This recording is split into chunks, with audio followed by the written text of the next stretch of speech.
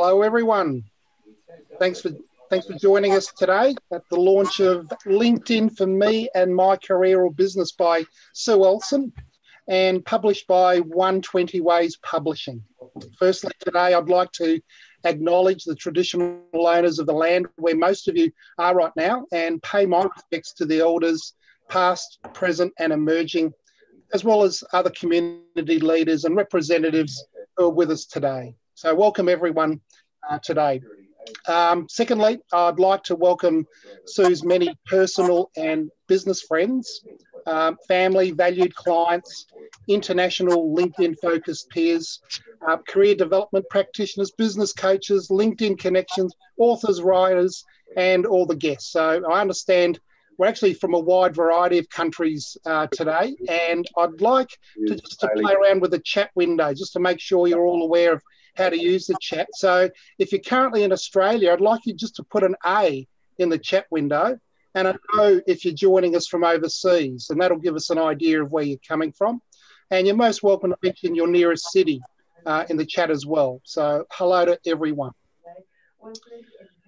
Thirdly, I'd like to remind you that the 5 best questions or comments today, as judged by Alison Ray, who's assisting us today, will be and monitoring the chat, and who's completely unbiased by, I should mention, will win a top-level review of their LinkedIn profile provided by Sue herself. So as a reminder, with most Zoom meetings, please keep yourself muted unless you're talking.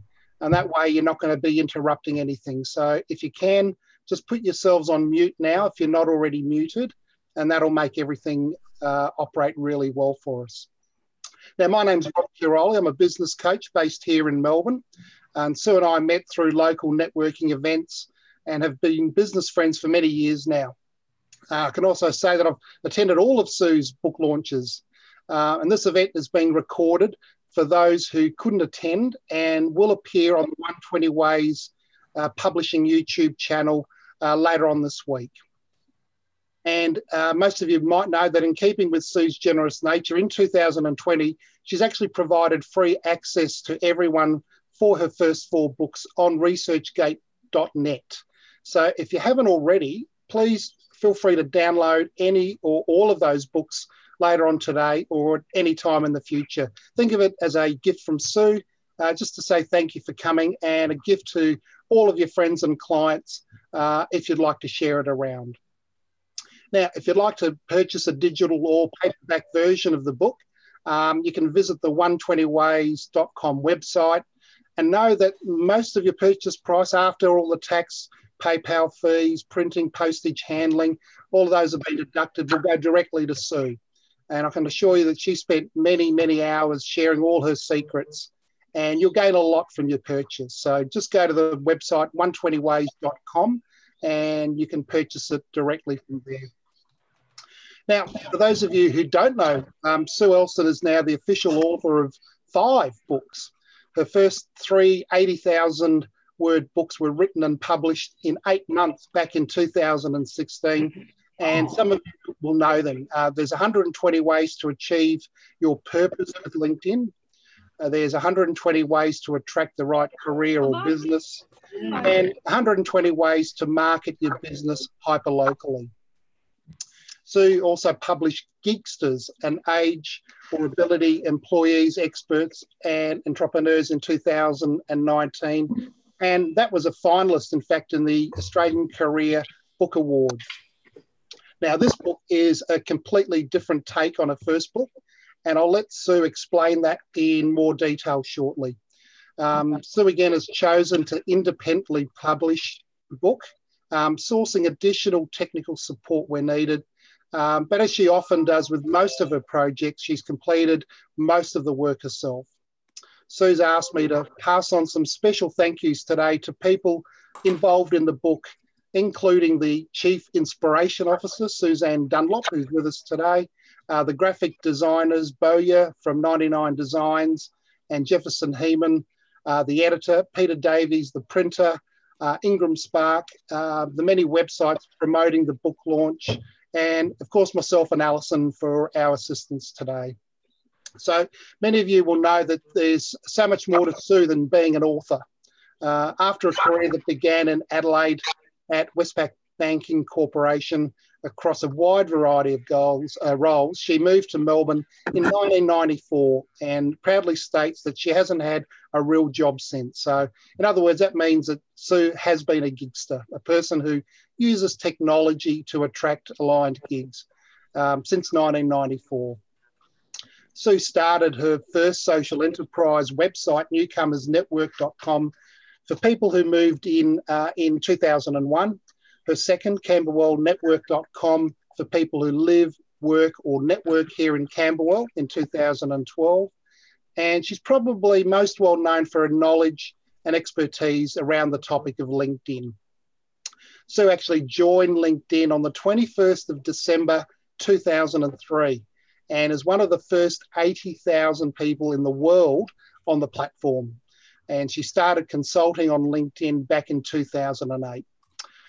But that's not all, of course. Sue teaches at the Centre for Adult Education, and she has a variety of private Melbourne-based business marketing clients. She serves international clients, particularly those needing career assistance, and she conducts presentations for schools, universities, associations and businesses on topics of LinkedIn, networking, employment, social media, and of course, marketing.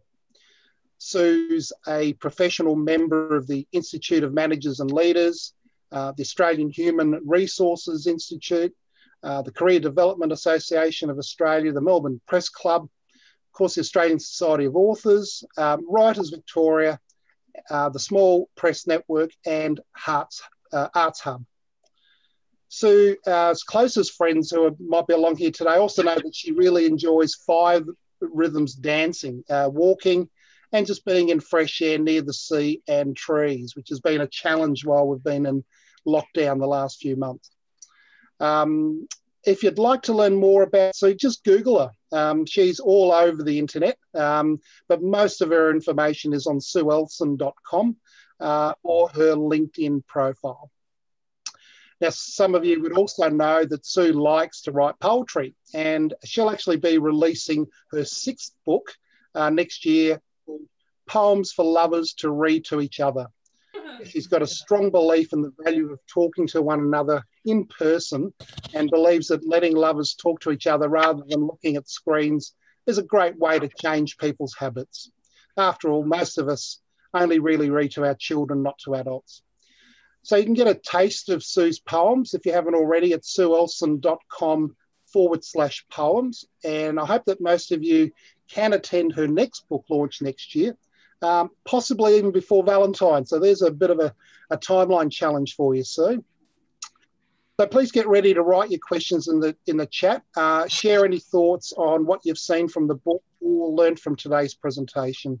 Remember, the top 5 questions or comments will put you into the draw to win a top-level review of LinkedIn profile by Sue herself. Thank you again for joining us today. It takes great pleasure for me to welcome Sue as she goes through some of LinkedIn's latest features. So over to you, Sue. Thank you very much, Rob, and thank you for that lengthy introduction and almost as good as the introduction Peter made for me at the last book launch. And thank you also to Alison and all those other guests that we mentioned, particularly the Chief Inspiration Officer, Suzanne Dunlop. Okay, so as most of you know, I'm an educator and a practitioner, and I'd love to make sure that today you get some, enormous value out of coming along over the next hour. And so I put together a few slides of some of the things that I thought would be worth going through. I'll just try and move the little chat box out of my screen so I can see what I'm doing. And as Rob mentioned, I've made all of my books publicly available for free in 2020. I know that for a lot of people this year has been particularly challenging. My first book really complements the book that I'm launching today and was a bit of a brain dump of everything I've done on LinkedIn, or knew at the time. But of course, that was 4 years ago. And since then, I've done a lot more presentations. I've worked with a lot more clients. And of course, as the other LinkedIn trainers who are here today would know, there's been an enormous range of other on LinkedIn this year. The second 120 ways to attract the right career or business is very much story driven for those of you who, you know, might be going through either a challenging time or need, you know, a little bit more confidence on that career journey, but also you don't want to have to do all the asking. You want the jobs to come to you. 120 Ways to Market Your Business Hyperlocally is about case studies of actual things that have worked, and Gigsters is about the future of work.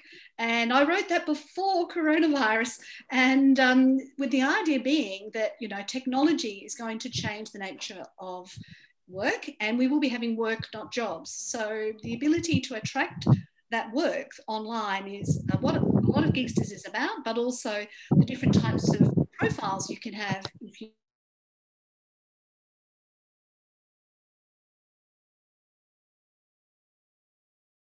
just unmute myself. So if you'd like to download any of those books or pass on the link to anybody else, you can just go to ResearchGate and away you go. So I'd like to go through what, in my view, are the top 10-ish features of LinkedIn in 2020, top 10 secrets from the book, and actions you can take from today. And then Rob will give me a sort of a more casual interview. So the number one is to obviously have a LinkedIn profile. And then you'll see that there's now a featured section just underneath the main banner. You can do audio messaging if your computer or your laptop has a microphone, as well as your phone. So instead of typing up a message, you can just press the microphone and send a voice message. You can also, near your name, press a button on your phone or laptop and record your name. And this is really good if you have a name that could be classified as difficult to pronounce, but it goes for 10 seconds. So you can also use that as an introduction. One of the things that's been amazing is the return of events. I'm so excited to see them back. It was obviously a way for me to attract so many more people here today, and really grateful to have you with us. Open to Work is obviously designed to help people be found and seen if they're currently open to work. And what you may have seen is a little green scarf on profile photos. That is if you have the setting set to open that everybody can see that you're currently looking for work. There's a hashtag open to work or ONO for open to new opportunities. And you can select 5 job titles so that you can be found in search results for those 5 job titles, and also 5 locations as well. And I thought that that was a really great initiative to help people feel that LinkedIn had responded to the challenges of 2020. You can also showcase your services. And this is a feature I'd seen on a few of my clients' profiles, but I couldn't get on mine. But I was like a dog with a bone this last week, and I finally managed to work out how to make it happen and register my interest.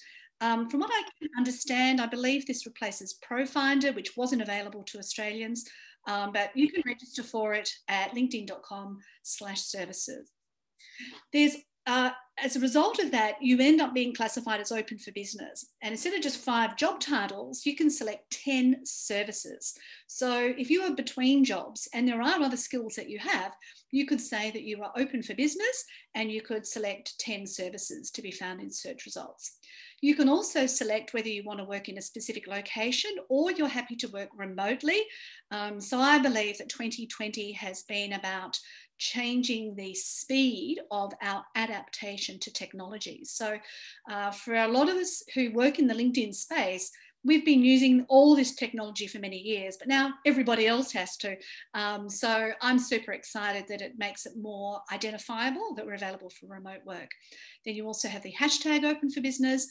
When you register for this, it gives you the opportunity to announce it as a post on LinkedIn. And I got quite a lot of engagement when I sent that one out last week. And the link that you provide in that section to show where your services are online. So if you don't have your own website, you could get a free Google My Business website and put all the details on there. That will be added to your featured links on your LinkedIn profile. It's also super exciting to see a little bit more happening with company pages, and there's a lot more analytics available now.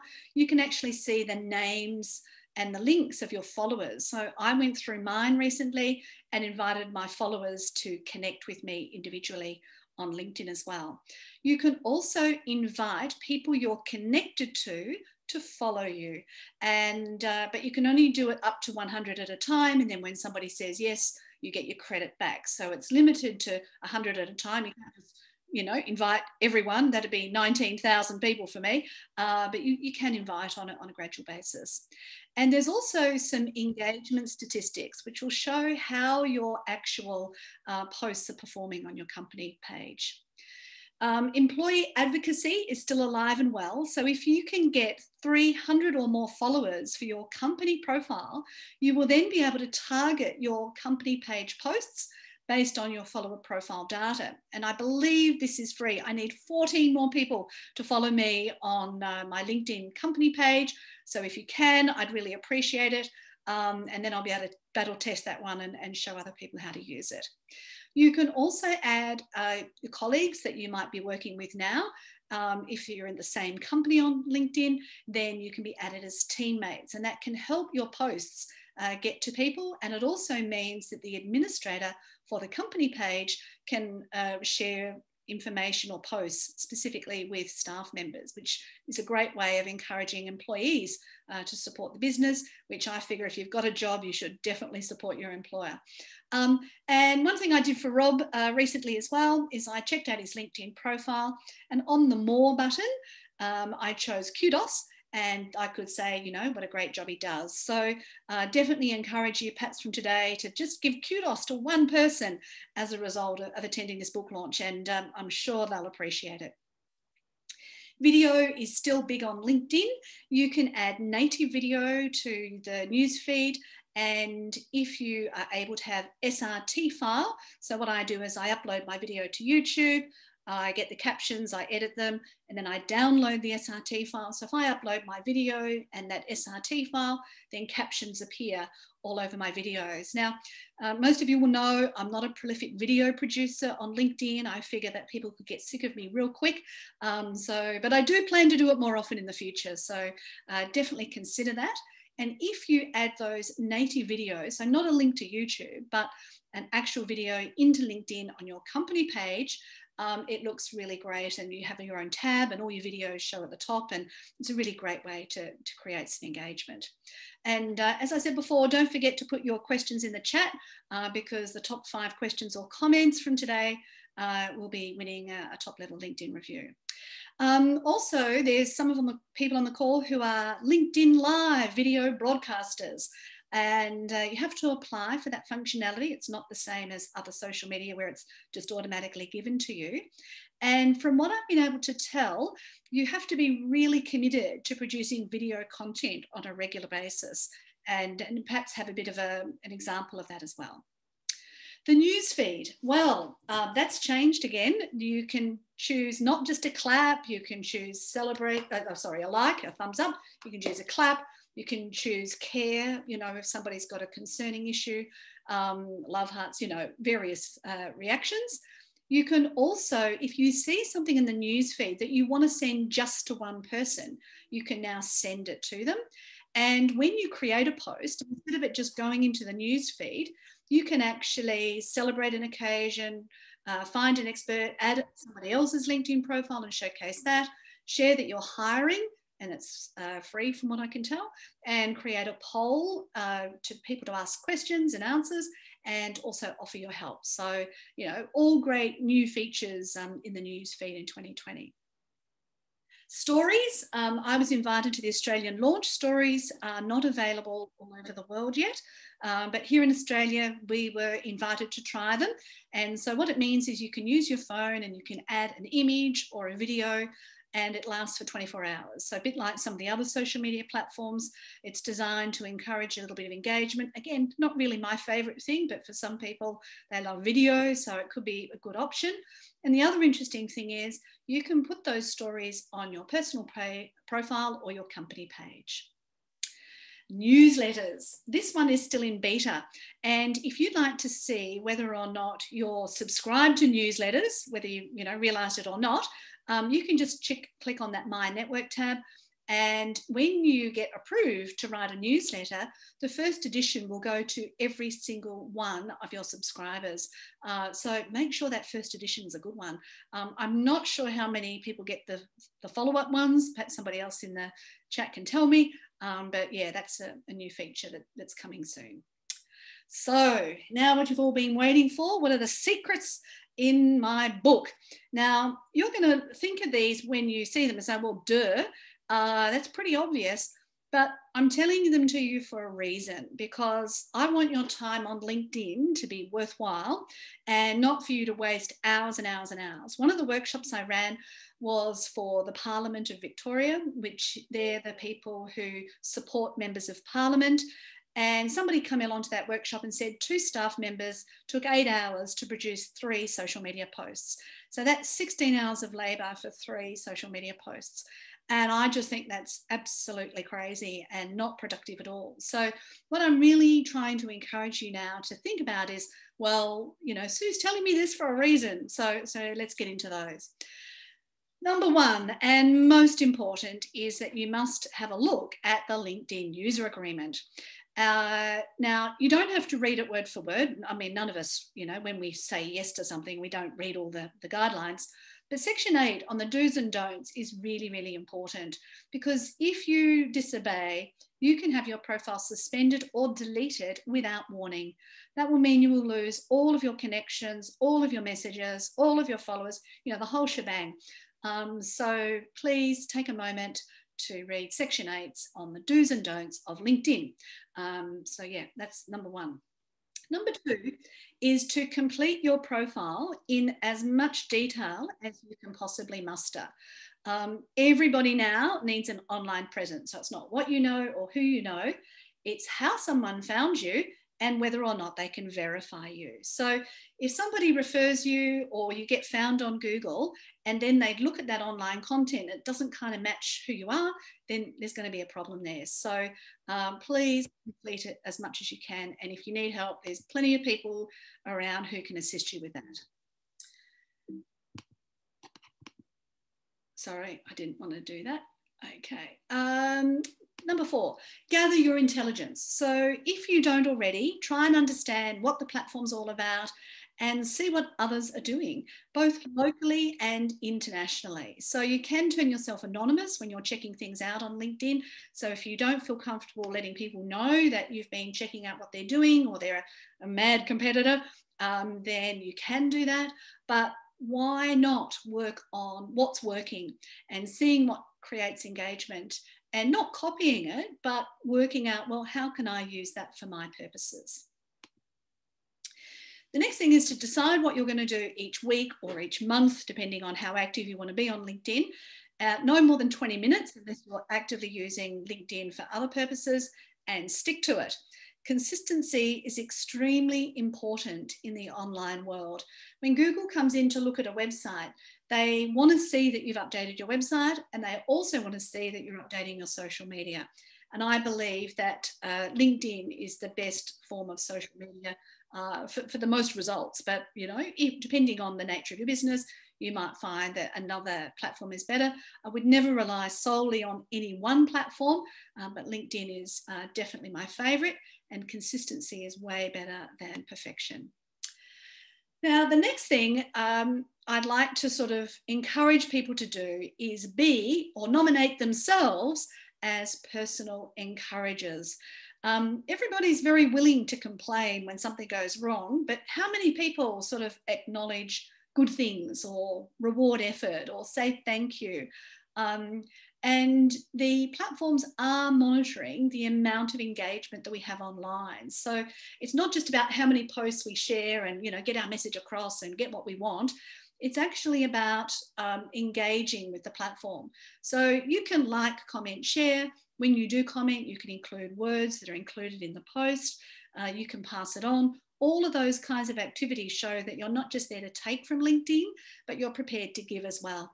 And I guarantee you, if you don't feel comfortable posting content and you just, you know, be nice to everybody else, you'll get pretty popular fairly quickly, because people like it when you say thank you, and they remember when you say thank you and you acknowledge their efforts. Please play nice. I mentioned that LinkedIn user agreement right up front because there are people who have tried to abuse the platform, and LinkedIn is constantly coming down with a sledgehammer on those people. I think one of the latest things I heard was that somebody was trying to create 13 million fake accounts. I mean, they're under attack all the time. And if you think that you can just come in and sweep off everybody's business, that's kind of not cool. And it's like killing the goose that laid the golden egg. It's an Aesop fable.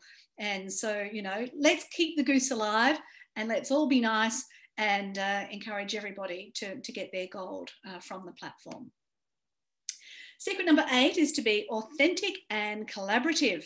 There is enough for all of us, and quite often I refer clients who are not suitable to me onto somebody else, or if I'm not capable of doing something, I say, look, that's not my game. And it's really important that you be, you know, not just there to get what you can get out of it, but to actually be authentic and collaborative. I'd love to see more people sharing their wisdom in posts, articles, and groups.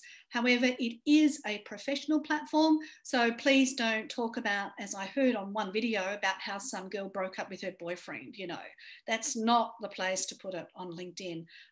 So yeah, but have courage and share your amazing wisdom. You might think it's easy, but you know, I don't know anything about a lot of topics, so it could be really worthwhile. And the number of people who actually post content is quite low. Number 10 is to take action. And in the beginning of the book, I actually talk about read the book, turn the page, and, you know, do things as you go along, because there's so much in there that it's a lot easier to do it in small chunks. So here's some actions for you from today. First of all, you can download the free books. If you'd like to purchase the paid book, you can go to 120 Ways. You can subscribe to the YouTube channel, because I'll be putting this recording on there, and I will also be adding other videos about LinkedIn in the coming weeks and months, because I'm writing a LinkedIn course. I'd love to get 14 more followers of my Sue Ellson company profile. And if you'd like to write a review, a Google review at any time, I've asked hundreds and thousands of people to write me reviews. I've got 90 of them. But, you know, you've always got to ask. So thank you in advance if you choose to do that. So that's the formal part of my presentation. I'm more than happy to answer questions. I thought what I'd also do is just show you in the beginning of the book some of the chapter headlines, so that you get a little bit of a sense of what the book's about. And obviously it's a digital launch, so you're seeing that the digital version, and we'll just scroll through. What is LinkedIn, network features, offering, benefits of LinkedIn, hang-ups, because I find a lot of people have issues with LinkedIn, so I try to address those. What you need to do before you start updating your profile and getting started on LinkedIn. There's a decision-making framework. So as a career development practitioner, a lot of people are not quite sure what it is that they would like to focus on. So values, strengths, and context is really important there. Why you need to complete your profile, and your statistics that you can sort of measure whether it's working. Now, because I've been online since 2001, I'm trying to incorporate this concept of technology into everything that I do, because for a lot of people, this is something they're not familiar with. And that's why this book has been written. 120 Ways to Achieve Your Purpose with LinkedIn assumes that you're going to do a lot of those things. But this book is more about, okay, let's understand the process a bit more and make it happen, you know, depending on what we want to do. So explaining how searches work, the importance of keywords, and understanding the concept of algorithms and hacks that might work for now, but then they don't, and that was a waste of time. So consistency and perfection is far more important. So I talk about primary and secondary keywords, repeating the keywords, where to repeat them, and so on. Then I go into every section of your LinkedIn profile and give you suggestions on how to fill that out. And then likewise with the company showcase or school pages and the details of in there. So it's not like, here's a screenshot of the box and do this. It's more about the why of why you're doing those things. I also briefly touch on groups. Groups are sort of come and gone with LinkedIn a little bit, but I really like being in a messaging group. And so I've made mention of that as well. I'm part of a group of LinkedIn trainers across the world, and we share lots of information. And one of the reasons I love the online world, and I've been in it for such a long time now, is it's much more collaborative. And I have not been in any industry that is as willing to share information as I have with other LinkedIn trainers. So kudos to people who are in this space, because I found it to be a very collaborative type of approach, and it's all willing to try and nut out what's next with LinkedIn.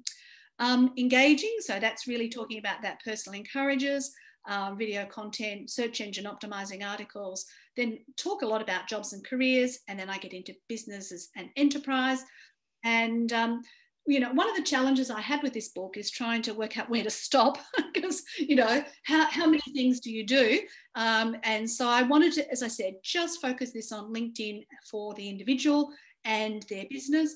And so that goes into that. So I'll just scroll through until we get to those do's and don'ts, so that you can see that. There's also an appendix to help you collect the information that you would need to fill in on your LinkedIn profile. Oh, this is a bit slow going this way. We'll get there. So there's quite a lot of do's and don'ts. And yeah, so don't remove or block connections. Look, you know, these are the sorts of things that you can do. And then there's a whole bunch of, before that, what you shouldn't do. You know, and this one, underestimate the value of hosting regular events. I did an event with one of my clients and it led to direct sales. Do not do any of these paid options until you've done all the free ones, you know, really basic things like that. So I'll close the book for now, and I'll open back up Zoom so that we can see one another a little bit more. And I would love to have some questions. Alison? If there's any, just on LinkedIn. Okay, yes, there certainly are. We've had quite a few questions, and perhaps I can start with the one from Sid Clark, yes, who asked, what don't in the user agreement do you feel is the most often piece that is broken? And what proportion of these offences are by intent versus just not knowing what to do? Do you think that that happens quite a lot, that people use it as a platform and they're not purposely doing something that they don't plan to do? Yeah, I can trust Sid to ask a tricky question with his engineering background. Okay, I do not keep a mental record of all the don'ts in the Section 8 of the LinkedIn user agreement. I think one of the things that people complain about the most is people sending unwanted connection requests and then follow-up sales messages. You know, I think that's the #1 complaint I've heard on a very regular basis. Now, in terms of whether it's intended or not intended, I think people know that if they're just reaching out and trying to sell somebody, you know, they know that they shouldn't be doing that. And the LinkedIn algorithm will identify when you're doing too much of that. So yeah, that's a pretty standard one. And one more before we go to the interview. People are asking to have a copy of the slides. So are you going to make that available? Yes, absolutely. And also Maria asks, what was secret 3? Oh, did I skip a screen? I think you might have. Yeah, look, the slides are online already on the LinkedIn event, if you haven't seen that. But everybody who's registered online, the slides will be available. I'll put them elsewhere as well. So, you know, and if you miss them, just email me and I'll definitely come back to you. But I think I checked them all. I might have just run through it too quickly. Okay. So there are some more questions that people have asked, and I'm going to send them through to you, Sue, just so that you also have a copy of them all, and that you can get in touch with the people who have asked those questions perhaps later. Yeah, that's perfect. Yeah, Thank you for because that, time's not allowing us to do them all. Yeah, and secret #3 was decide what you really need from LinkedIn. Avoid chasing shiny objects, because some people get sidetracked on, you know, stories, but does that help them get the clients that they want? One of the story that I end the book off, I'm telling you the ending today, so, you know, don't feel as if you've missed out, but it was actually the story of one of my students, and she had been working at a university and had a distinguished career at the university. And she now decided she wanted to do academic PhD editing. So some crazy person convinced her to spend $20,000 on a website when she'd never been in business.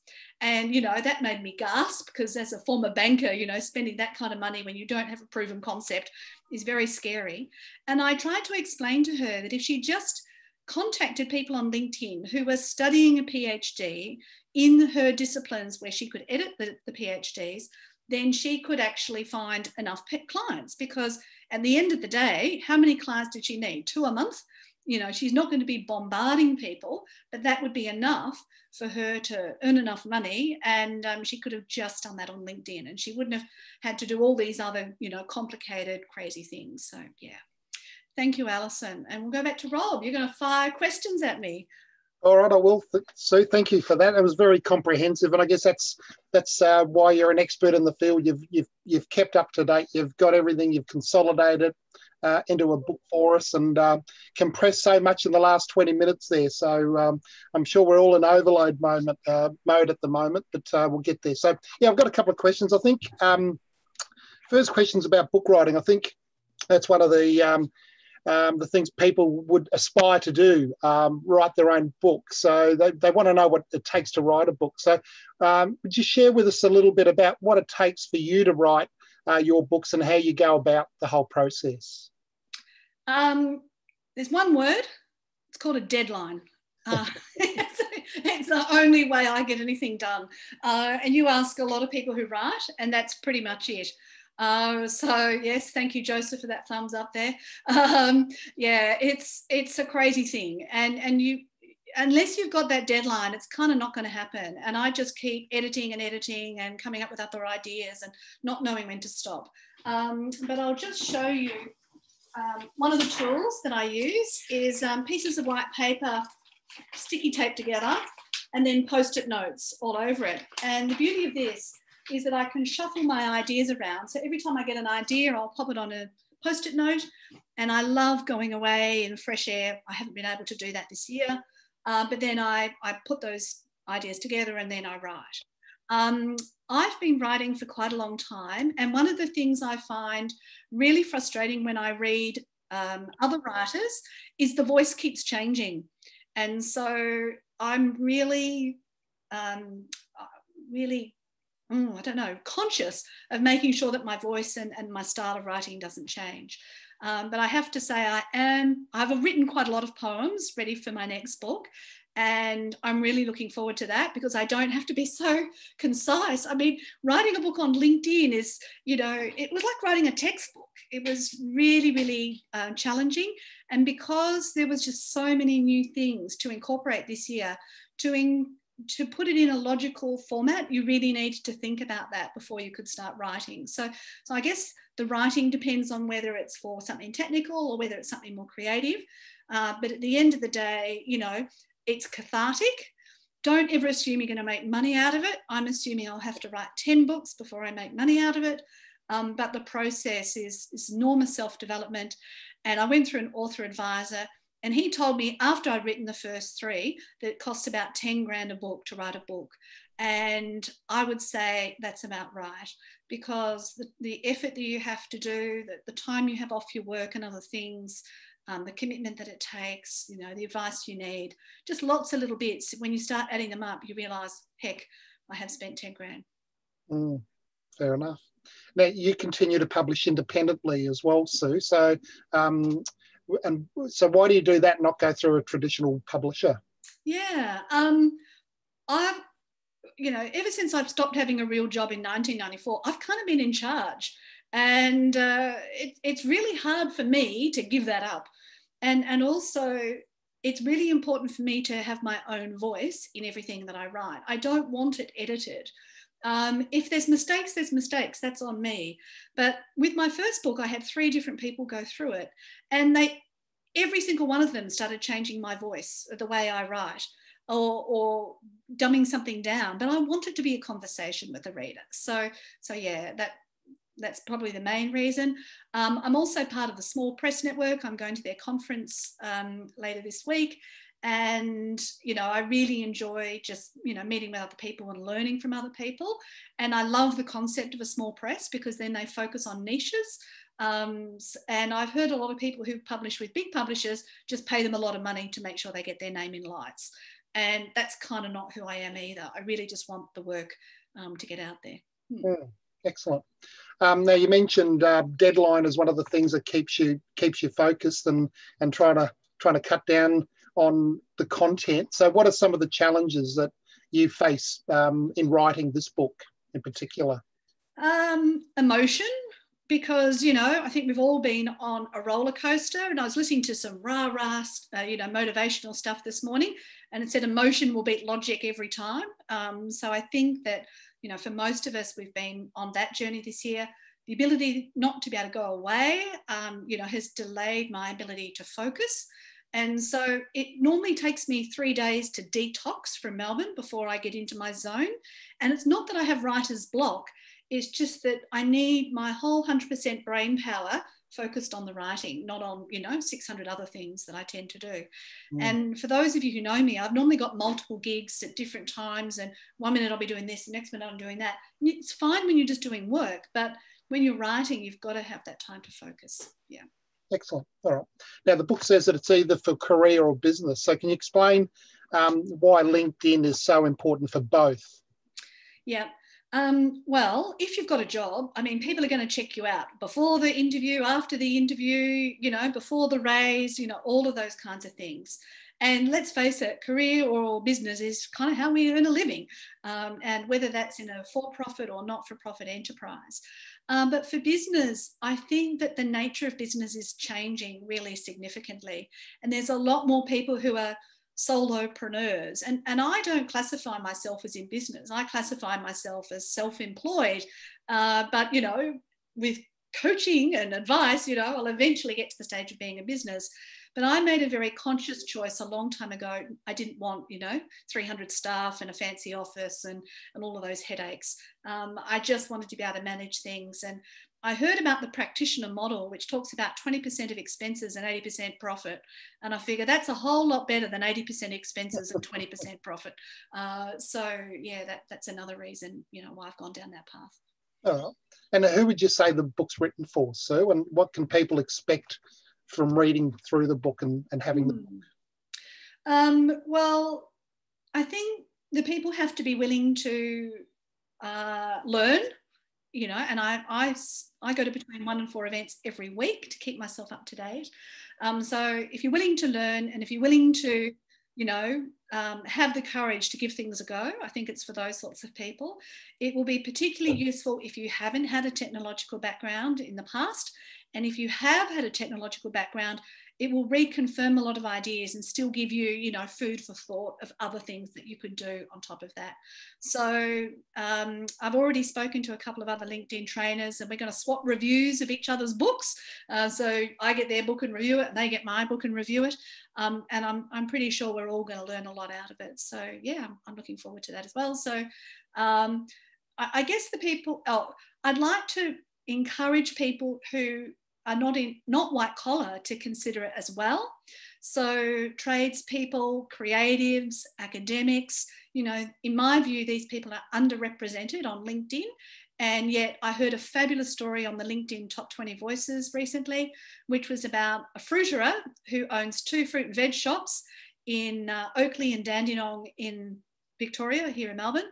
And he's been sharing his story about what it's like to run a fruit and veg shop. Because more people are at home and are looking at cooking and want fresh, healthy food, he's ended up gaining enormous opportunity. And yeah, and he got that through LinkedIn. So it wasn't just white collar, it was something, you know, quite unusual. So I'm hoping it encourages more people like that to share their wisdom on LinkedIn. All right, cool. Now, I know, Sue, that as a business coach and executive coach, I come across a lot of clients with profiles that may or may not be complete, and they don't update it as regularly. So why do you think it's so difficult to convince people to actually keep an updated profile on LinkedIn? Yeah. Look, I think for a lot of people, it's one of the social medias that you don't really think about using it until you need to use it. And then it's sort of, oh my goodness, you know, I better fix it now kind of thing. and that's kind of too late. And I find it really frustrating, and I don't think I have the answer for that yet. I try and encourage people to think about, this is valuable for you, for your career. It'll help you get a job where you're paid 20 or 30 grand more a year, but I just can't, you know. So maybe if the book is cheaper and more accessible, people will try that option before they go to a LinkedIn trainer. I think people are under the assumption, oh, it's just a few boxes, you just fill it in. But it's way more than that. So, you know, and that ability to develop a network both locally and overseas, you know, is very powerful. One of my clients lived in Belgium and he moved to Melbourne, then he moved to Sydney, and he got a contract job for 3 months at $5,000 a day through his LinkedIn profile, you know, and they're the sorts of stories that people would have only found that guy via LinkedIn. They wouldn't have written a job out and put an advertisement up. So, you know, people are getting to the point where if they don't have LinkedIn, they're actually going to miss out. And there's a lot of large organisations now that will not accept applicants who only have a resume. So with that in mind, you know, if you don't have a profile there, you're really behind the 8 ball. So, I mean, I can talk about this till the cows come home, but getting people to get across the line, according to you, I need them to say yes 3 times. And I wrote that in the book. So, yeah, maybe I need to go around saying, you know, asking questions and getting people to say yes, maybe. Excellent. Now, you mentioned earlier, Sue, when you were talking about the latest with LinkedIn, a concept of personal encouragers in the book. So why are these people so important in LinkedIn? Yeah, well, LinkedIn rewards engagement. So the irony is, by being nice to others, you end up getting, you know, more traction yourself. But I think that, you know, technology can take us away from engaging with people, and particularly in 2020, you know, we're all stuck in rooms and we're not seeing each other as much.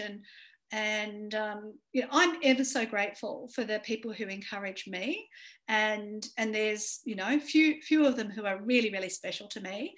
And when you don't have family close by, or a relationship, or, you know, other things, if you try and get some sort of comfort out of social media, you know, that's possible. And I'd much rather it come from things related to professional life than, you know, because you've got a glamorous haircut. Because I did this once. I put up a picture of my new haircut on Facebook and it went gangbusters. But, you know, all this great information nobody was interested in. And I thought, that's weird. So, yeah, I think there's a lot to be said to encourage people to, you know, be themselves. As I said in Gigsters, be their own kind of peculiar. I wish there were more peculiar people out there willing to be peculiar online and, you know, show us what life can be about. True, true. Now, you mentioned resumes before. Do you think they're going to be outdated soon, Sue? Very soon. I think the only benefit is it's a lot shorter than a LinkedIn profile.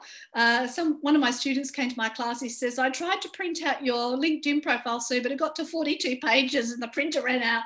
So, you know, so obviously with that much data, there's a lot more ability for me to be found. So I have over 1,000 views every 90 days and over 500 appearances in search results over 7 days.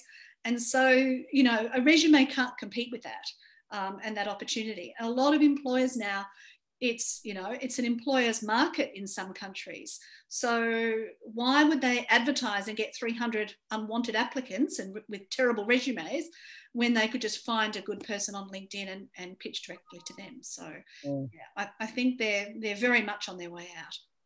All right. So in today's sort of society, what can businesses do to get more out of LinkedIn, given the current status? Well, I definitely think there should be a closer connection between employees and employers. You know, I'm always grateful. I showcase my clients. I encourage them in their efforts. You know, and I think that people should not think about what they can get out of something, but what they can put into something. Because quite often when you put stuff in, you know, stuff just automatically follows. And there's a guy I follow online, and he never tells you what his product is. And he even tells you that he never tells you what his product is. He just offers massive value, and then the work comes to him. So, yeah, I like that idea. All right. Now, Sue, I know you can speak about LinkedIn all day till the cows come home and so on, but you've mentioned you're going to be changing tack. So tell us why you're changing from career and business books towards poetry for your next book. Well, as you mentioned in the introduction, I really, my whole mantra, the reason I set up Newcomers Network is to get people talking to one another. And, I feel that a lot of the work I'm doing is kind of one way at the moment. And I'd like to empower people to start talking more to one another. If I was in a beauty pageant and they said, what would you wish for the world, Sue? And I'd say it'd be for more people to talk to one another, because I think so much is lost when we just don't talk to one another. We make up all these assumptions and we think this happened, and, but if we just spoke to each other, we'd probably find out about it. I have a lot of fun writing naughty poems, and I laugh to myself when words come into my head. It's just like, it's a lot of fun. It's a lot more fun. I also like the fact it's creative, and I also like the fact that with art, people either like it or they don't. It's kind of simple, but in a lot of the business world, you're criticised for various things. Whereas if somebody doesn't like your art, they just don't like your art. That's kind of it. It's kind of simple. So, yeah. And I also like the fact it's short form. Like, trying to put all this complex stuff into a condensed form is a really complex task, where for me, being creative and just, channeling thoughts and how I feel and how I've seen other people feel and putting that into words, it's a lot more fun. Well, I'll be looking forward to reading it for sure. Yeah, it's amazing. I tell people I'm going to write poems for lovers, and they say, "Oh, I want to know when that's out." So maybe I'll sell more too. Who knows? Yeah, it'll be a bestseller for sure. Yeah. Now, finally, Sue, would you recommend that anyone else here today consider writing a book? Absolutely. As I said earlier, it's cathartic.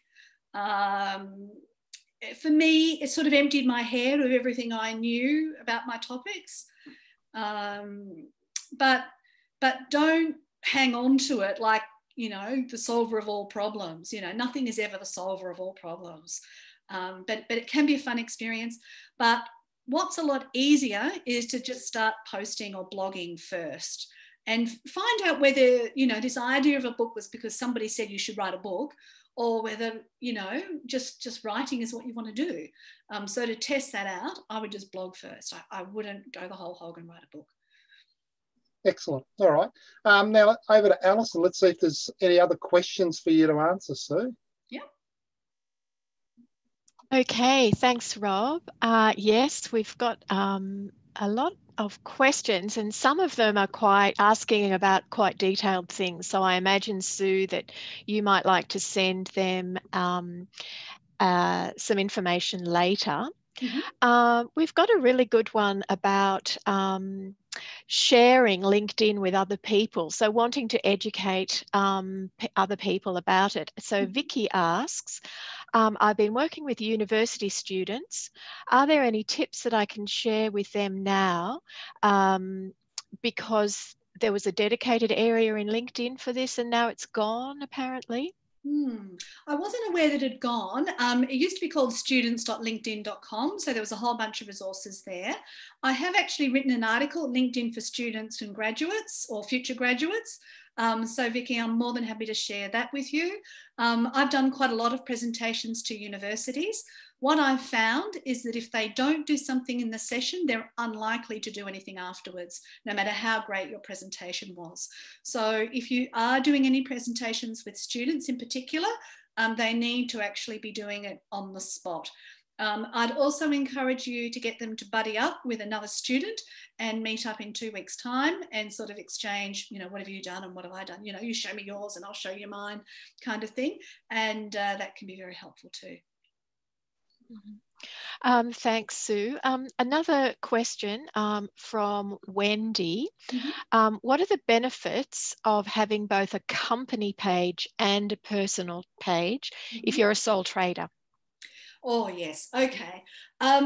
So I remember hearing one LinkedIn trainer, because we all listen to one another and, fantastic it is, saying you shouldn't have a company profile if you're a business of one, because if somebody looks at it, it'll see it's got one employee. But as I said earlier today, you can now have, you know, as many followers as you like. And what I really like about the company page is that all your posts are all together, all your videos are all together. And so if somebody just wants to get a quick snapshot of you as a business owner and they look at that company profile, they see it all together in the one spot. And that can be really, really helpful. So yeah, and now, as I said earlier, if you get 300 followers, you can then target your posts according to, you know, different criteria. And if you do have contractors and then you add them on as teammates, then that can help you, and those contractors can support your business also. So yeah, I really, and you get the logo on your profile. So a lot of people worry because, oh no, I've already got too many things I have to update online. And I feel like saying, well, you post it on your personal profile and you post it on the company profile. No big deal, you know, like another 5 seconds. So yeah, it's, yeah. So it's a good idea to have both, Sue. Correct. Is that correct? Yep. Yeah. Okay, and they sort of feed into each other. All right. Well, I think we've sort of run out of time for perhaps any more answers. Would you like me to tell you the 5 winners? Absolutely. And got my pen handy, yes. Adding a personal note to this, I can absolutely recommend Sue's help with your LinkedIn profile, having been assisted by Sue myself, and having come out with a profile that you can be sure was much better than the one I would have made on my own. So these are the people who I have identified as, you know, being the winners for Sue's help. Charlene Lynch, yes, who was straight in there with some questions and some really good general questions relevant to everybody. Rendell Williams, Wendy McWilliams, yeah. who asked some really good questions, Pip McDonald, and also Vicky Bell. Wonderful. Well, Vicky is an amazing supporter of mine, and I know everybody else except Charlene, so that'll be great to be able to exchange some time with her. Thank you for picking those. Now, I'm always conscious of sticking to time whenever I run events, so if any of you have to leave, you have my full blessing and permission to head off, but I'm prepared to hang around and answer any questions and just have sort of an open chit chat. So if you'd like to stay, I will wrap up officially about 2, but if any of you would like to say, you know, appreciate thank yous in the chat and what you found most helpful from today, that's always really great to hear. Rob, did you identify any other questions? Because you were going to ask me something tricky that nobody else had, you know. No, I thought there's plenty of questions there, Sue. So we can keep them to the LinkedIn and the book and so on. So yeah, so I guess we can formally sort of wrap up the proceedings, and as Sue mentioned, Sue Ellson and I will remain online a little bit longer for those of you who'd like to sort of stay on and listen to some of the other questions and the answers that Sue's got. Thank you all for joining us, and remember, you can buy Sue's latest book at 120ways.com. I think the link's still in the chat window. So thank you again for your attendance from wherever you've come from, all over the world. And we will see you all around February the 14th for her book launch. I need to be before the 14th so that people can buy it in time. So yeah, it would be 1st of Feb then. There you go, 2 weeks prior. There's your deadline, Sue. So thank you all for coming along. Yeah, thank you. Jill, did I see you open up the microphone? Were you going to ask a question, Jill Weeks? No, maybe not. Okay, well, we're open, so if anybody would like to unmute themselves and ask a question, feel free. Ingrid, yes. Sure. Ingrid's waving. It's just so inspiring. I've come out of a real deep zone. I've really sort of gone into this pandemic has affected me personally in a way, and there's so many negative things that happened lately. which I'm getting over. And I thought that was just so inspirational to hear about all the features now with LinkedIn. So once I'm out of here with you, I'm going to hop onto my LinkedIn profile and have a look at what the hell I'm going to do. And I'm really looking forward to reading the book, because I really need something like that to get myself going again. And I'm actually even thinking of starting to write more on blogs and maybe get a book going. Yeah, wonderful. Thank you, Ingrid. Did you have a question or? Yeah, I really don't know. There's so much information of maybe setting up a profile. Now I've got the business one, which I haven't changed for a long time. But how do I do a personal one? Do I have to do another profile, a different one or something? No, look, the personal profile, you always have to have a personal profile first before you can start a company page. So mine is basically a personal one, what I've got. Yeah, your profile, what you log into now is your personal profile. Right, okay. So, yeah. So, and then the company one would be Exercise Easy.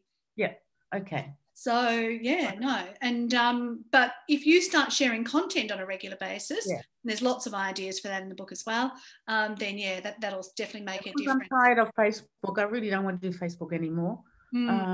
It's just so much baloney. Yeah. The interesting. If I can just jump in and ask a general question that a couple of people have asked.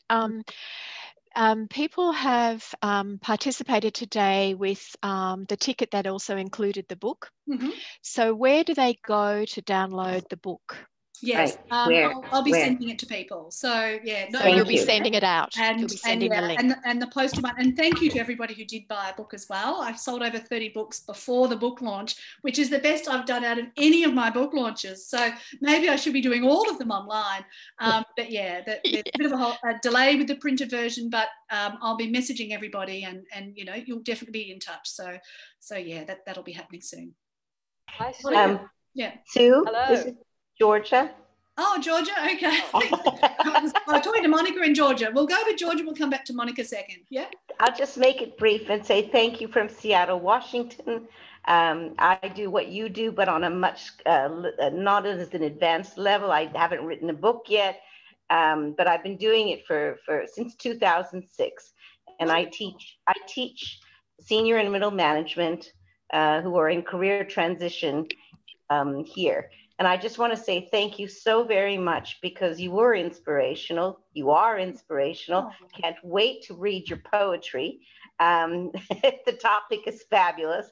And and I just want to say thank you from the bottom of my heart. Great way for me to spend a Sunday evening in Seattle. Thank you. It's lovely to hear from the US. I recently attended another meetup group from Bill Lang, and I had such a great time. And you've got to remember, here in Australia, we see so much American television, and we hear so much about the you know, the president, the president-elect, and you know, we hear all of that. So you sort of feel like our, you know, fellow friends, even though you're a long way away. So it's very challenging right now in our country.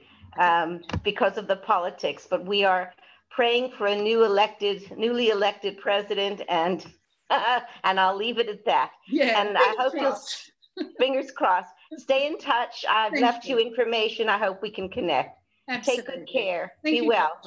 Be well. Thank you. And Monica, you were next. Hello. Hi. Well, my view is that business really needs to have a heart, and that's something that, you know, I would like to promote through my own writings and teachings and so on. But then there's always a fine line, isn't there, between the way you promote yourself and how you can put some emotion into it, so that you're not looking as if you're flippant, but at the same time that you want to get the message across that, hold on a minute, we're dealing with people in business, and therefore there has to be an emotional component to the messages that you put across, and also the work you do. What would you suggest is the best way to approach that on LinkedIn? Story. There was a post that I heard about recently, and it was a woman explaining how she went through a transition. And there was an observation by us, you know, fellow people. I'm in a fantastic Facebook group run by Andy Foote, which is all about LinkedIn. So, you know, if you really want to know about LinkedIn and you specialize in that area, Andy is a top guy. But Newcomers Network, the number one strategy, as you've heard me say, is to find friends. Now, if I go around telling people to find friends online, people are going to think I'm a nutcase. So I have to explain that you're in transition and that you end up with a moving mask and all these other things. And I have to give stories of, like, the person who moved from Preston to Doncaster, which was less than 10 kilometres, and told me that if she knew it was going to be that difficult, she would never have moved. Now, that doesn't fit the story of a normal person who has trouble with moving. So I think those stories become much more memorable, and we're all kind of biologically programmed to understand story. So I think, and that's why I think people like podcasts. I think people like hearing voices and hearing what people feel. And so when you put words on a screen, it's difficult to convey that. But if you incorporate imagery and story with that, and I went to, as I said, I go to lots of workshops, and there's one guy who ran his whole presentation as a story, and it was brilliant. Like I could remember things so easily because it was attached to a story. So the only trouble I have is that when I write, people assume, oh, Sue's had a problem. Because that's what I wrote about, and it's not always the case. It's quite often an interpretation of lots of people's issues that I sort of combine and try and get a sense of humanity out of it. So it's tricky, and you've just got to sort of test the water, and then sometimes something will just run riot. Like, I'm in this group of women who want to attract a high value man. It sounds funny, but I'm in it.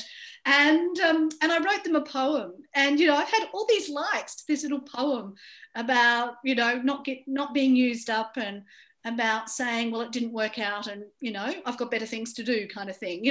And so I think art is very good at conveying meaning. And if we think about some of the times when we were really challenged and what we learned from it, it's that kind of that story, but without it seeing self, motivated. I understand. Yeah. Thank you. I'll give it a try. Yeah, curate stories, and then okay. Curator, it's not about you then, it's about all the stories. Yeah. Thank you. You're welcome. Rod. Hi, Sue. So I think you may have touched on this one earlier, but I was going through my LinkedIn account, or would have been probably a few weeks ago, when a woman who was on my group made the very valid comment about people using LinkedIn as a dating site, which she was somewhat concerned about, and I immediately responded, and others did too, saying, look, it is a professional site, not for that kind of thing. Have you had any problems or been aware of any problems with people doing that kind of thing on LinkedIn? Yes, definitely. And ironically, I went to a conference down in Geelong, and one guy came up to me and said it was the best dating site ever. So I thought that was just really awful. Oh, dear. So, yes, it is a problem. And there's a lot of women who've had to, report people. And no, that's fair enough. And there was a really, really funny post that was sent out on Twitter. And it was Jimmy from LinkedIn saying, hi, Candace. And it was so hysterical. And it was just a voice message. And he's a married guy and he didn't mean anything from it, but it was just hysterically funny. And, it wasn't dating, but, it really went viral because it was just ridiculous. It was just so wrong. And so it can be a problem. I think I encourage all people in their profile photo to wear high neck garments. And that's not because I'm a prude, but, if you're a woman and you're wearing a low cut top or a strapless top and you have a photo on LinkedIn like that, like, what do you expect? Well, exactly, yeah. It's not the right thing to do. It's a professional network. But also the other problem, apart from, any personal issues that I or anybody else have with it, is the focus should not be on the body, it should be on the eyes. Because we relate to people through our eyes or, our smile, or not our, physical attributes. So I recommend high neck garments. I recommend appropriate language. And as soon as somebody says, oh, I think you're such a beautiful, you know, as soon as they mention the word beautiful, I know what they're after. And I say, I'm here for professional purposes only. So yeah. But no, it's not a dating site. And I mentioned that in the book. No, exactly. Yeah. No, look, I couldn't agree more with that. And that, when I heard that, that did concern me a bit. I mean, I'm certainly no prude myself, but it is a professional site, and that's the way it should be. It should, yeah. Yep. Yeah. Sid, I'd love to talk to you. Well, hi, Sid. Sue. One-line buffer. Last in, first out. In line with the dating site, you're all aware that a lot of people will imitate military. Yes. And the funniest ones are the women with the low-cut top who will tell you that they're a military officer in Washington, D.C., but you ask them what their rank is, and they say specialist, which is an enlisted rank. And you ask them what battalion and regiment are you in, and they give you one that's based in Fort Bliss, Texas. So, you know, I did that just as an interchange with someone who invited me so that I could, you know, really see, are they a struggling military member who just doesn't know how to put a profile together?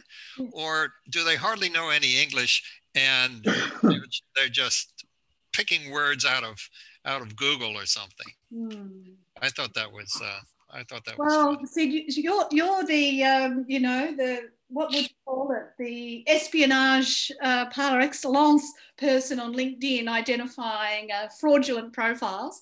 And yeah, Sid picked up all sorts. He's got lots of funny stories to share. I just wish LinkedIn could pay me for doing that. They crowdsource all of that, you know. They crowdsource everything. They crowdsource content. They crowdsource the reporting of people who make unwanted advances romantically. I shouldn't say only, but the credit I will give them is that they evidently have some pretty strong measures against the mass creation of profiles by hostile states, Iran, North Korea, etc. They're pretty good about detecting these rings that all endorse each other, and they use fairly believable data on the profile. Yeah. Look, there was an article I read recently that says a lot of things that have been, you know, outsourced or people are giving away for free, in the future you'll be paid for. So when you're out riding your bike and you notice this and you notice that, you'll be paid to report back in what you saw on your bike ride. And those sorts of jobs are actually coming. So a bit like, you know, when we receive electricity, we pay a bill, we get the electricity in.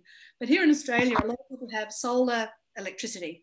And so what happens is if you have an oversupply during the day, you pump that back into the grid and you get paid for that. So I think, Sid, you're just ahead of your time and you should just keep doing it and build up a band of other people who do it. There is actually a business that I heard about, and they specialize in determining whether posts on social media are fake news or not. And they get paid by all the media outlets for doing that. So you can imagine if you had a Fortune 500 company with 3,000 employees, and they could hire somebody like you to make sure the only employees are the real employees, and 90% of those have got LinkedIn profiles and they've got them up to date, and you know, you could coach them through that process, because the top 10 brands in the world have at least 60% of their employees on LinkedIn. So, you know, you could be paid to manage these sorts of processes, you know, without a doubt. We'll have to talk more about that again. Why not? Thanks for that idea. You're welcome. Sid, thank you. Matt, you've been very engaged throughout this. You seem to have been on the top of my screen. Do you have any comments or questions? Yeah, you were right at the start of the presentation. So look, thank you very much for this as well. It's been extremely informative. I look forward to going through your books. And Rob, great to see your face again. I haven't seen you for a while, and great emceeing. And thank you as well, Alison. You spoke about posting videos and how we can post videos on both our normal page or normal feed as a post, and also on our company page. Would you recommend posting a video on the company page and then sharing it into the feed, or or vice versa? What would you believe would be the best way to do it?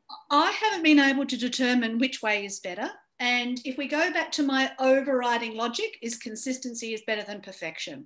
So if it's going to take you too much time to manually load it on both, put it on the company and share it on the personal.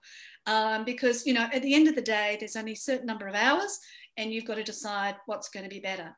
However, I will say this, as a general rule, posts perform better if they're created. I've tried to recycle old posts. So I copy the link to the post and I recycle it, but it dies like a sudden death. So it looks like LinkedIn likes new content all the time and fresh content. And what I will share with you is a school in Sydney that does their company page brilliantly. And, you know, they're really, really worth looking at. Knox Grammar School in Sydney. And you'll see they've got a really good range of videos. And, you know, they've got a great description. So if you click on videos, this is what I mean, you know, you'll see all their videos and it just looks so impressive. They've got the branding happening. They've also got quite a lot, they've got, you know, 4,000 alumni. I mean, they could probably do more to get more people involved. And I suggest for schools, they get at least 80% of their students before the end of the year to join up. But they've got this really great technique where they put little headings at the beginning of their posts, you know, so you can follow, oh, is this something I'm interested in or not? And, you know, they actually produce quite a lot of video content. And I think they do a really good job. You know, even this one with the principal, I mean, they take the mickey out of themselves being Australians, you know, and it's just, they're just clever at what they do. And then they did another one where sounds from the school were used to make a video and, you know, just really creative things. And I'm always impressed by what they produce. So, yeah, that, you know, have a look at some of those kind of things and you might be surprised at, you know, what you see. Fantastic. Thank you, Sue. Look forward to keeping in touch. Thank you. So can I just ask a quick question about the videos? Yes, Tony. Yeah, good to see you and thanks for the invitation and I really enjoyed the book launch. When we did when you came and presented to our team, you talked about the importance of having a YouTube site, which I guess connected with and promoted back and forth or interchange with your LinkedIn site. Does that video function now maybe make the YouTube unnecessarily or redundant? Definitely not. No. Obviously, when I'm running a LinkedIn event, I'm going to talk about LinkedIn mostly. But you might recall during the presentation, I mentioned you put your video on YouTube first and then you download the SRT file, right? And the reason I like to have all my videos on YouTube is because Google is the #1 search engine, handling 96% of search results and, you know, word search results, like compared to Bing or some other platform, DuckDuckGo or something. And then the second biggest search engine is YouTube, right? Now, men in particular like YouTube. So if your audience is male, that's really good. But secondly, there's 16.5 million active monthly users on Facebook. And there's 16 million active monthly users on YouTube. And some people don't watch free-to-air television anymore. I've chosen to pay $15 a month to have YouTube Premium, which means that I can have music or videos playing on here and still use my phone without it cutting out, you know, so it's multi-app thing. And, you know, I hardly watch television now because I've got this YouTube Premium. I don't have ads. You know, it's just a much better experience. I can learn about writing books or I can learn about motivation or whatever I want. So absolutely, I think YouTube is vital. But what you've got to remember is somebody's interested in doing business with you, they're not going to necessarily look on YouTube first. They're probably going to look on LinkedIn first. So if you don't have any content there, then you're going to lose that credibility.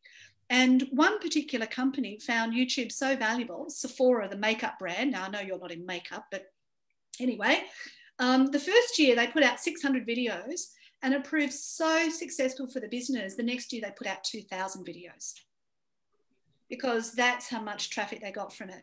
And another client of mine, she runs a variety of gyms up in Brisbane in Queensland. And she gets really great traction on Instagram. Everybody loves their videos on Instagram, right? But they specialise in providing gym facilities for people who qualify for the National Disability Insurance Scheme. Now, if you think about somebody who's looking for a gym that is funded under the National Disability Insurance Scheme, do you think they're going to say, oh, I'm just scrolling through my Instagram feed, I'll find them on there? Heck no. They're going to Google it, which gyms have NDIS funding. And so then the YouTube video will come up and they'll see the gym and they'll see the exercises. So all that time they wasted giving it to Instagram when it disappeared off the newsfeed and is gone forever, if they had put that on YouTube, they would have had it forever. And so Peter Buckingham is one of my clients, and we're going to sit down and we're going to produce a whole bunch of videos on his business, because we know that people are going to mapping questions. So if we just produce as many questions and answers to do with mapping, we put them all on YouTube, and then we can share them on LinkedIn, or we can, you know, recycle them on LinkedIn because we've still got the raw file. You know, that's going to be so much better for us. So yeah, I hope that answers the question. Yeah, it does. That's terrific. Thanks. Just a quick follow-up. Is there a limit to the size or length of videos in LinkedIn? Well, it depends on your viewers, doesn't it? like, do they want to watch you for 3 hours? Probably not. So look, I try and get what I'm going to say done real quick. Yep. Don't say, g'day, it's a nice day here in Australia, you know, like as you imagine some people do. And, you know, today I thought I could think about some different things that I could talk to you about, because there's so much you need to know. Like, they've still said nothing, right? But if you just said, hi, Tony Jackson here, boom, and you're off, you know, people are, because if you don't get them in that first 10 seconds, they're going to go. Yep. So you could say the video's got to be 10 seconds, or you could say it can be longer, but if you haven't got them in the first 10, you're going to be screwed. Yeah. That's terrific. Thanks. Thank you. Any other questions? Cole's got a, oh no, I know Cole. I'm sure. Do you have a question, Cole? No, he just got his microphone on without realising. Any others? Looks like they're all happy, Sue. Yeah. Sue, I had a question. It's Leonore. Sorry, I'm trying to find my camera as well. Yes. I attended one of your workshops a number of years ago, actually, and I've followed you ever since because I found it very useful. Right. So, thank you for being so generous with sharing your wisdom. It's much appreciated. I actually wanted to go back to a bit of an old chestnut, which is the accepting, I guess, requests that, you know, certainly, I remember the advice when I started out was really only people that you knew or you had been introduced to. But I now hear a lot of, oh, no, you should, you know, kind of expand your network and accept everyone. And I'm a bit skeptical, but I guess I trust your perspective on this, having seen your work, Sue. So I'd love to hear your thoughts on this at the moment. Yeah, look, it is an old chestnut. It's what every group of people that I talk to, they ask this question. It's like, when's the connection request question coming up? It's not if, it's when. Okay, my belief is that LinkedIn is a database. And if we understand the concept of databases, the more people you're connected to, the more likely you are to appear in search results. So the logic would suggest say yes to everybody. And that's why you hear that, right? But if you are a specialist in a particular field and you want to be recognized internationally for that, nothing else, and that's your whole purpose and reason for being, then you would stick to just that.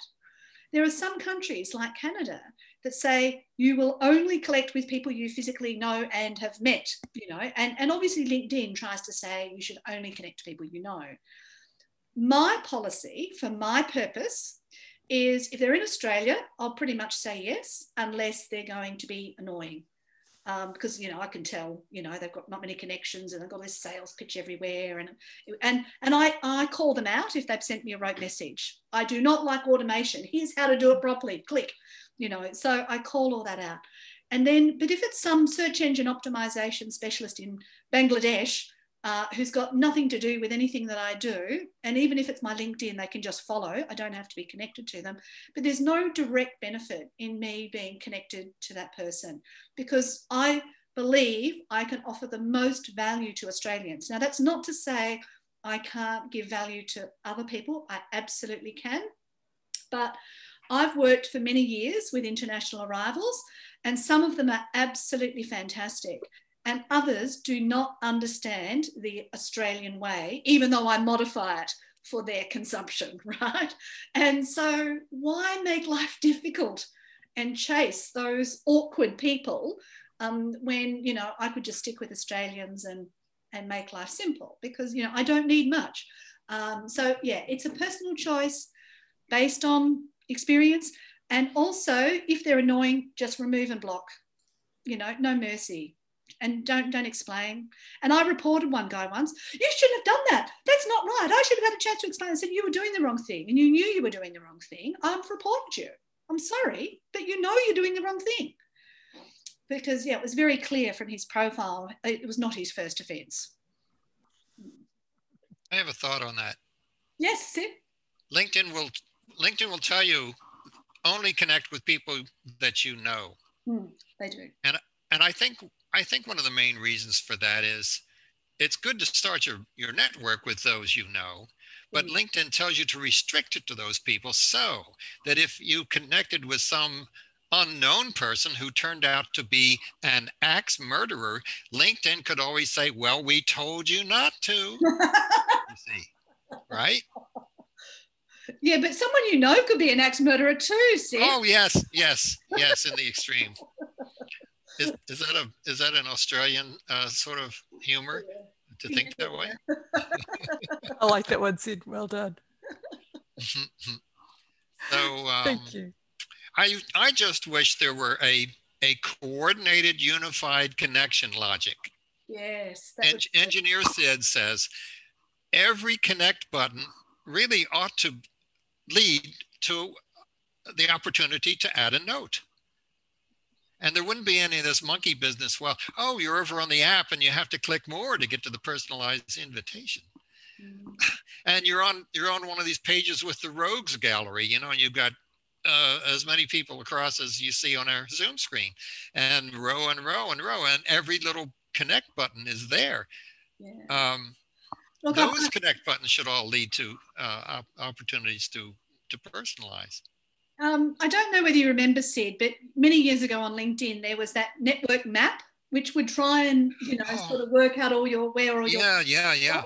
Well, the funny thing was, LinkedIn couldn't work mine out.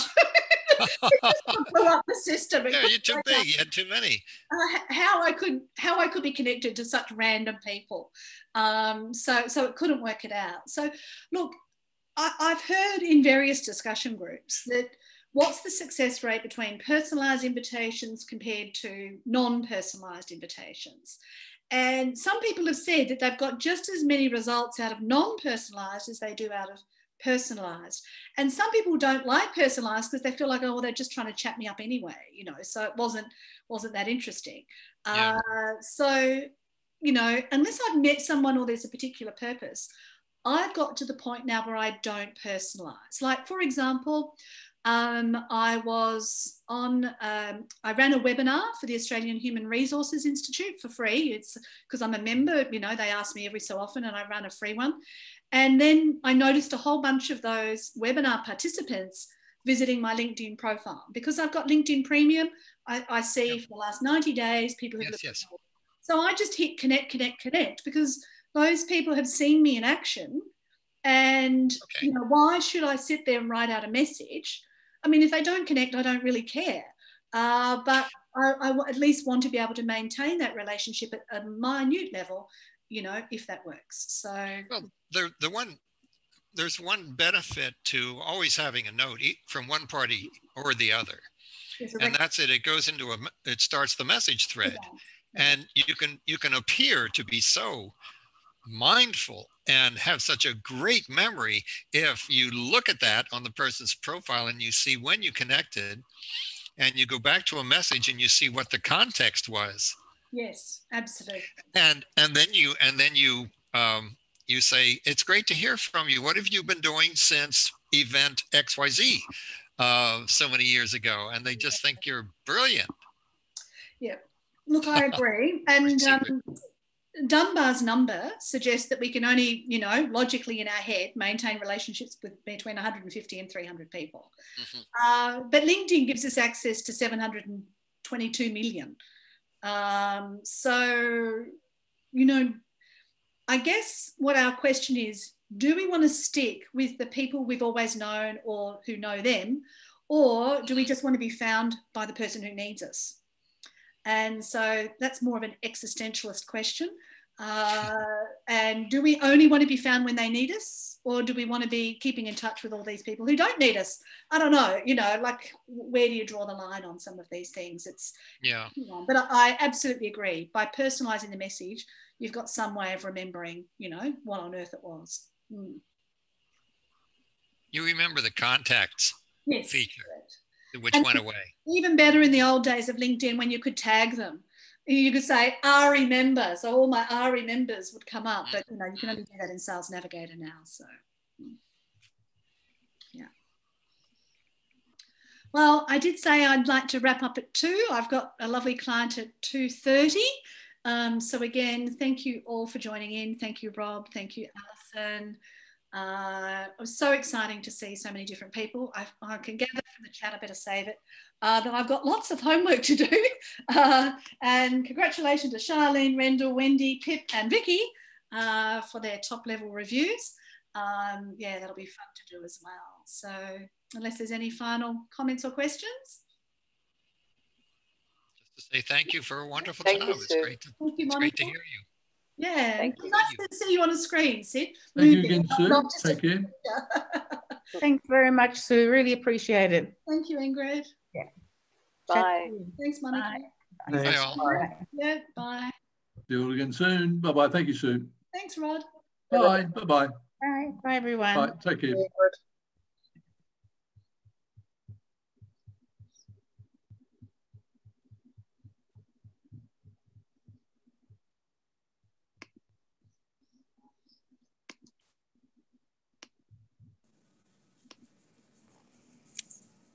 Oh, there's Kami.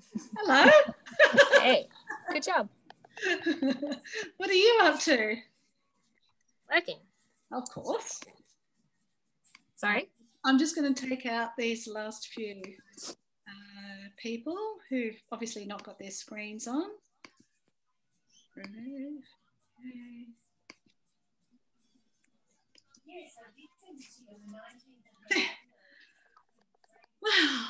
Wow. There you go, Sue. Well done. Well done, Sue.